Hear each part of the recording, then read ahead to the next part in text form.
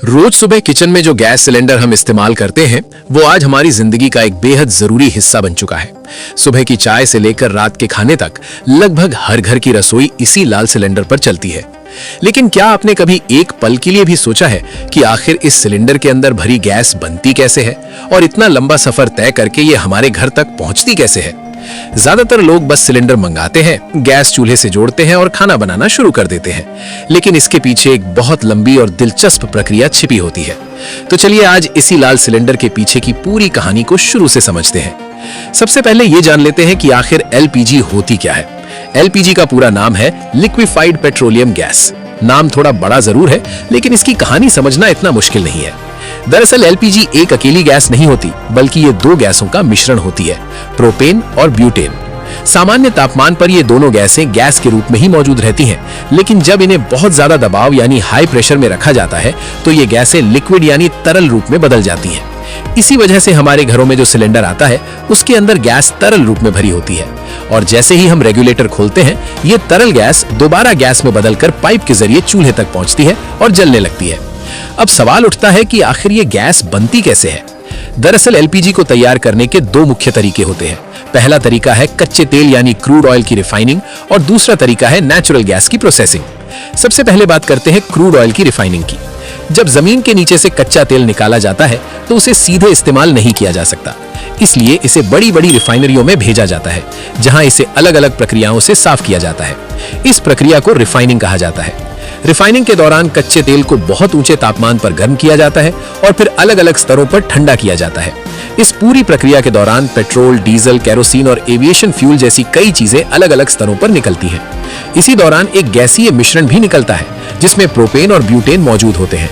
आगे चलकर इसी गैस को प्रोसेस करके एलपीजी के रूप में तैयार किया जाता है। अब बात करते हैं दूसरे तरीके की, यानी नेचुरल गैस प्रोसेसिंग की। जब जमीन के नीचे से नेचुरल गैस निकाली जाती है तो वो बिल्कुल शुद्ध नहीं होती, उसमें कई अलग अलग गैसें मिली होती हैं। गैस प्रोसेसिंग प्लांट में इस मिश्रण को अलग अलग चरणों से गुजारा जाता है, जहां प्रोपेन और ब्यूटेन को बाकी गैसों से अलग कर लिया जाता है। इसके बाद इन गैसों को हाई प्रेशर में लाकर लिक्विड में बदल दिया जाता है और इस तरह एलपीजी तैयार हो जाती है।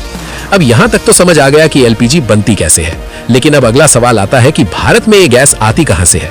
दरअसल भारत में एलपीजी दो मुख्य स्रोतों से मिलती है। पहला है घरेलू उत्पादन और दूसरा है विदेशों से आयात। घरेलू उत्पादन की बात करें तो भारत में कई जगहों पर रिफाइनरियां और गैस प्रोसेसिंग प्लांट मौजूद हैं। गुजरात का जामनगर, मुंबई हाई और असम जैसे क्षेत्र इसके प्रमुख उदाहरण हैं। इन जगहों पर एलपीजी का उत्पादन होता है, जिससे देश की जरूरत का एक बड़ा हिस्सा पूरा किया जाता है। लेकिन भारत जैसे बड़े देश में एलपीजी की मांग इतनी ज्यादा है कि केवल घरेलू उत्पादन से काम नहीं चल पाता। इसलिए हमें अपनी जरूरत का बड़ा हिस्सा विदेशों से आयात करना पड़ता है। ये गैस मुख्य रूप से सऊदी अरब, कतर और यूनाइटेड अरब अमीरात जैसे देशों से आती है। वहां से एलपीजी को बड़े बड़े समुद्री जहाजों में भरकर भारत के बंदरगाहों तक लाया जाता है। अब गैस बन भी गई और जो विदेश से आनी थी वो भी भारत पहुंच गई। लेकिन असली सवाल अब शुरू होता है, ये गैस हमारे घर तक कैसे पहुंचती है। दरअसल रिफाइनरी या पोर्ट से हमारे किचन तक पहुंचने का इसका पूरा सफर एक व्यवस्थित सप्लाई सिस्टम के जरिए पूरा होता है। इस सफर को हम चार मुख्य चरणों में समझ सकते हैं। सबसे पहला चरण होता है रिफाइनरी या इंपोर्ट टर्मिनल। यहाँ गैस तैयार की जाती है या फिर विदेश से आए जहाजों से उतारी जाती है। इसके बाद इसे बड़े बड़े स्टोरेज टैंकों में सुरक्षित रखा जाता है। दूसरा चरण होता है बॉटलिंग प्लांट। यहाँ इस गैस को हमारे जाने पहचाने लाल रंग के सिलेंडरों में भरा जाता है।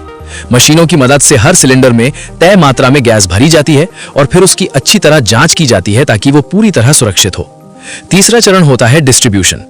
भरे हुए सिलेंडरों को बड़े ट्रकों में लादकर अलग अलग शहरों और इलाकों की गैस एजेंसियों तक भेजा जाता है। और आखिर में आता है चौथा चरण, होम डिलीवरी।